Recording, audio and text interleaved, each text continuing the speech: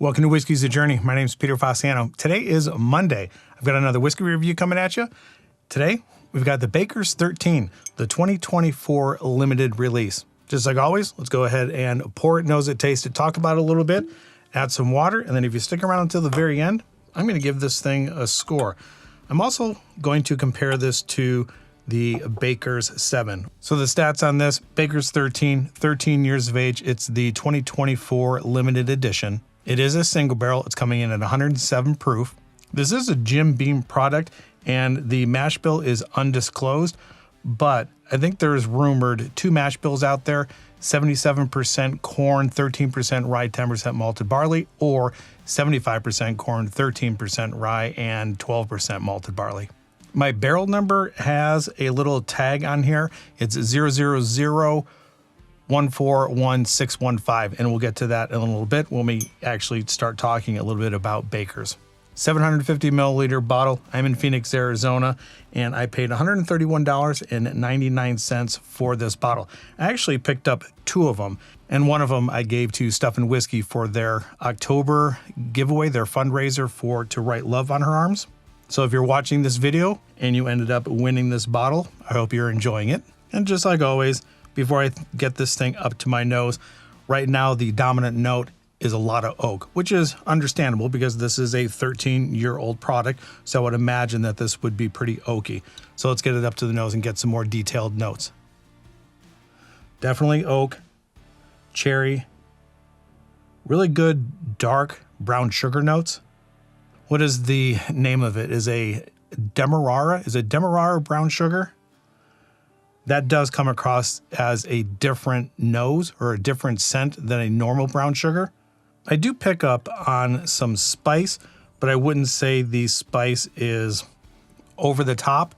If you've been here for a while, you know that I like a good balance of sweet and spice.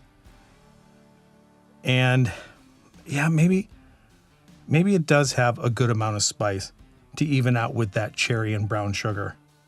And the spices, your typical pepper, ginger, and cinnamon. Like pepper, ginger, and cinnamon all together, baking spices. Comes across as a little bit Christmassy or Christmas spice-ish.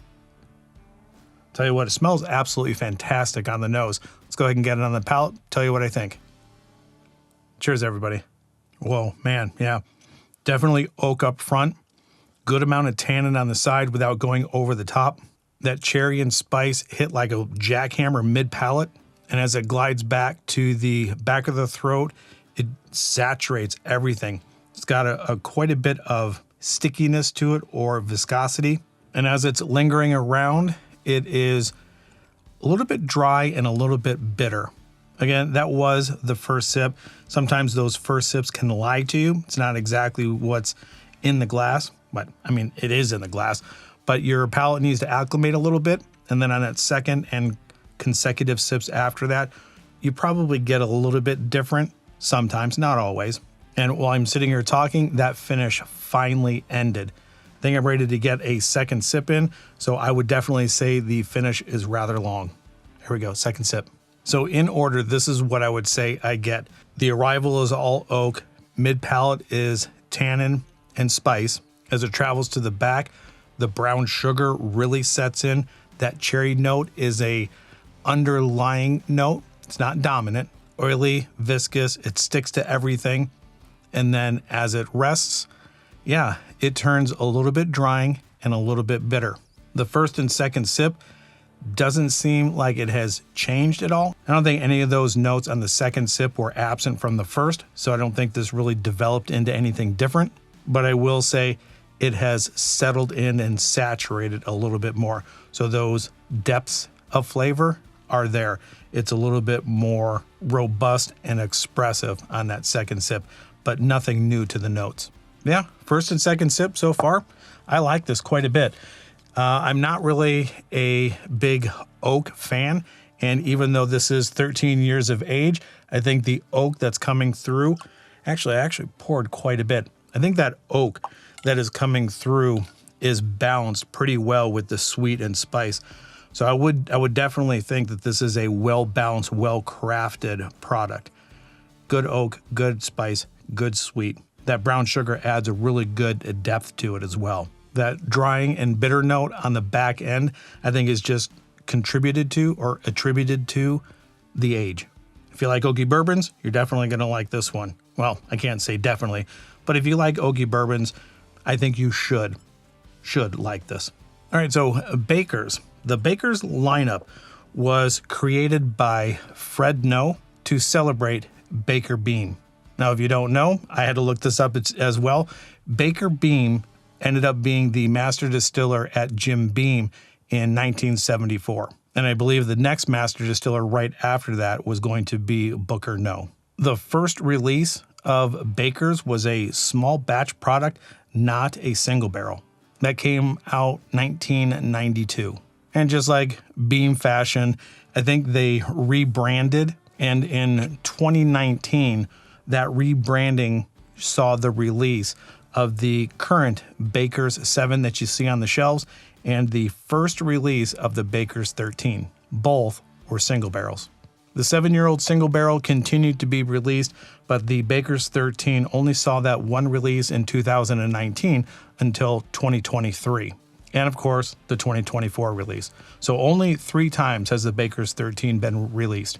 2 years running now, so maybe this is going to be a mainstay product in their lineup. Not too sure. If you know any information on that, let me know in the comments down below. Now, this is pretty interesting. I mentioned the neck tag that's here, and I'll have some footage that I'm just going to roll in here. If you enter this number on the neck tag, whether it's a Baker's 13 or a Baker's 7, you'll end up getting some specific information about your individual barrel's journey. As you scroll through this, they start to show you when it was filled, when it was barreled, how old it actually is, like down to the month, what the weather was like, the highest and the lowest temperatures that this barrel ended up encountering during its time. It does tell you the campus, but it doesn't really give you the specific warehouse unless I didn't see it exactly as I was scrolling through. And like I said, you can do this with the Baker's 13 and also the Baker's 7. Let me grab mine really quick. There's a serial number on the neck here, and you can do the exact same thing. Just go to the site, put in the serial number, and then you can track your bottle's journey. So let me go ahead and pour this one really quick, and we'll do a comparison at the end of the 7 to the 13. I know I added water to this already, but I don't think it's going to affect it that much because I really did pour quite a bit. And just for references, my Baker's 7 is actually not 7 years old. It's 8 years and 7 months. So I think the water has had time to do its thing. Let's go ahead and get a sip of this, get a sip of the 7, and compare the two. Yeah, I don't think much has changed on the nose.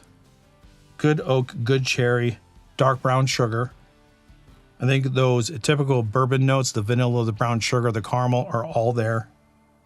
It has a vanilla cream soda note to it now. I don't get much tobacco or chocolate, and that's kind of typically what I would get with an older bourbon, but I don't think I'm getting tobacco or chocolate in this. It's just all oak. Burnt brown sugar, dark brown sugar. Yeah, it still smells really good. I mean, my mouth is watering in anticipation of the sip again. So let's go ahead and get it on the palate. A little bit more oak, a little bit more spice. The fruit flavors or that cherry note is still very subtle on the back end. I think the water has toned it down a bit to where I would say I don't think I prefer it with water. It's still good, but I definitely prefer this without the water. Let me get a rinse of water really quick and then move on to the 7. Kind of hoping those cherry notes are in the 7 as well. It's definitely more muted, much less oak. It's a little bit more floral than cherry. That nosing, maybe a little bit of oak, but definitely not as much as the 13, which is understandable. A little bit of spice, but not a whole lot to mention. Yeah, I'm not anticipating that I'm going to like this more than this just because there's a floral note that's coming out of this one. So let's go ahead and get this one on the palate. There's the cherry note and the floral note. If you've been here for a while, you know I'm not a big floral fan, but I do like maybe a little bit of a waxy note, but not floral. And floral to me comes across as a little bit different than herbal. This is floral, not herbal. The 7 just lacks a little bit of depth and some punch that the 13 offers. So if you're new here, I rank everything or rate everything out of 5 stars. Based on what I'm getting in the glass without the water, I would say that those rich, deep notes of oak brown sugar, that background of cherry, give this a little bit of a depth over the 7-year-old.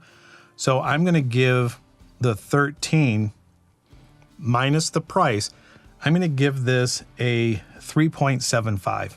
If you go by the whole adage of $10 for every year, $130, this is pretty close to that. So I wouldn't say that this is overly expensive for the age that you're getting. And I think the reason why, again, it's going to stay at 3.75 is because it really doesn't develop into anything. It's a good tasting 13-year-old oaky, cinnamon, spice, dark brown sugar offering, but that's pretty much all it is.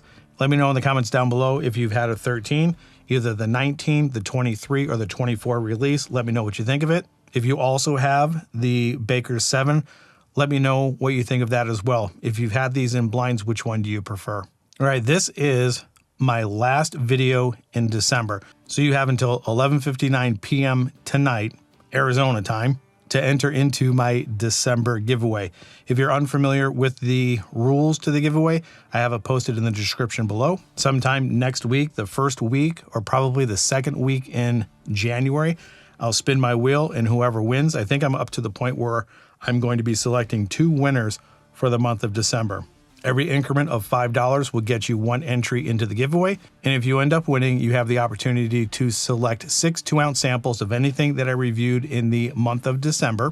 And then automatically included into the flight, you end up getting 6 2-ounce samples of my Spot Irish Whiskey flight.